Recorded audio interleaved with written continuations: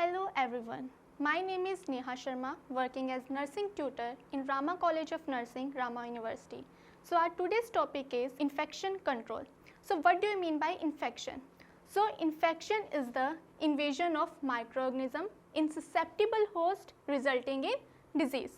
So presence of pathogens does not mean infection will occur. There is a chain of infection. Here we discuss about the chain of infection. So if these all elements will present, then only infection will occur. Okay. So what are the elements of chain of infection? First one is infectious agent, then reservoir, portal of exit, mode of transmission, portal of entry and susceptible host. Infectious agents like microorganisms like bacteria, virus, protozoa, fungus. Okay. Next one is reservoir. Reservoir is the place where these microorganisms will grow, multiply and prepare to get entry in the susceptible host. So examples of reservoirs are humans, animals, fomites, etc. Next one is portal of exit. It is the way through which these microorganisms comes out from the reservoir and get entry into the susceptible host through genitourinary tract, GI tract and respiratory tract, body fluids, blood. These are the examples of portal of exit. Next one is mode of transmission. As we know, these microorganisms cannot travel on their own. They need any vehicle or medium by which they will travel to host. Okay. So each disease having their specific mode of transmission or route of transmission, such as airborne or droplet, by contact or indirect contact. Okay. So these are the mode of transmission.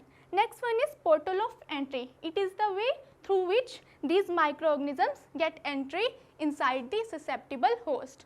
So the route of entry is similar to the route of exit. Okay. Next one is susceptible host. Susceptible host. Susceptibility of infection is depend upon the individual resistance to pathogens. Okay. So these are the elements of chain of infection. If these all elements will present, then only infection will occur. So how we can prevent infection? How we can prevent infection? By breaking this chain. By breaking this chain, we can prevent infection. So what is infection control?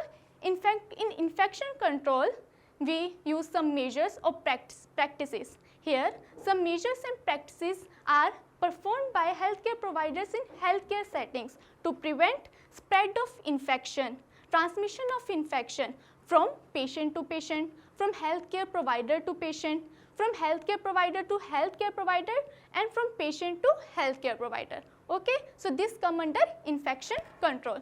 So there are different measures of infection control. One are standard precautions and another one is additional precautions.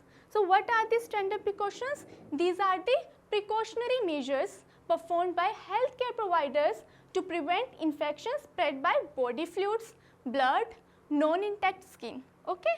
So here we will prevent infection that is spread by body fluid or blood. Okay. So what comes under standard precautions? Hand washing and personal protective equipment.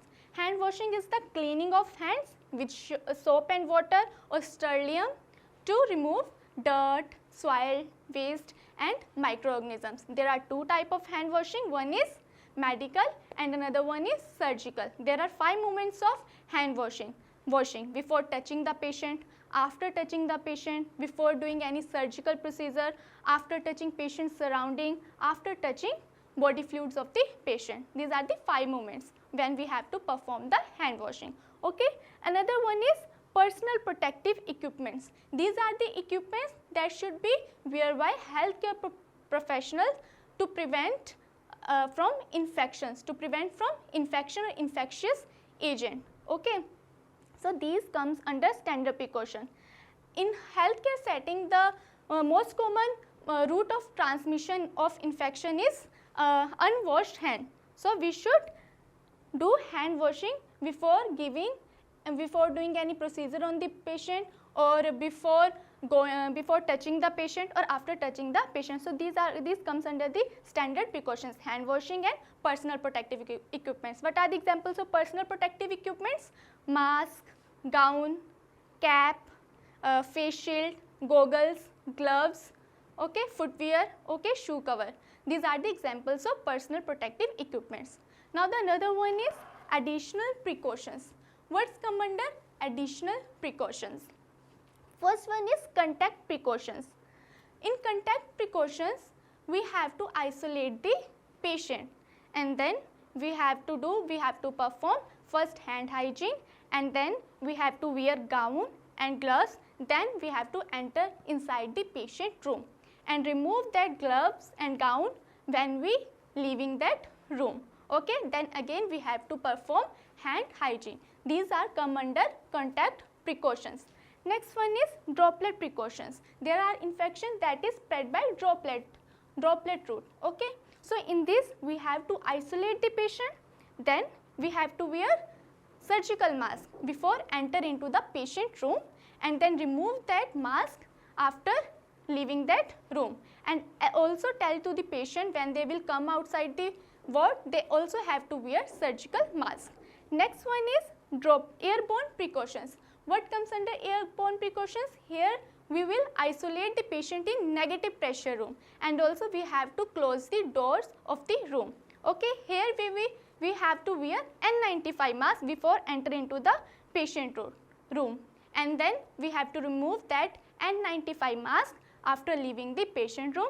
Also tell the patient they also have to wear N95 mask when they will come outside the room, and also we have to perform hand hygiene. These all are comes under the contact precautions, droplet precautions and airborne precaution. Next one is sharp precautions. What are sharp precautions? We have to never recap the needles, and also we have to dispose and discard these needles in puncture proof container to prevent infection to the healthcare providers or handlers. Okay. Next one is hand washing of contaminated materials, spill management and sterilization. We have to clean the surface, okay, that is comes under the spill management, okay, to prevent the infection. Next one is sterilization. Sterilization is the procedure where we will kill the microorganisms along with their spores. There are different methods of sterilization of articles like physical methods, chemical methods, radiation methods and gas sterilization. Okay. Next one is waste disposal.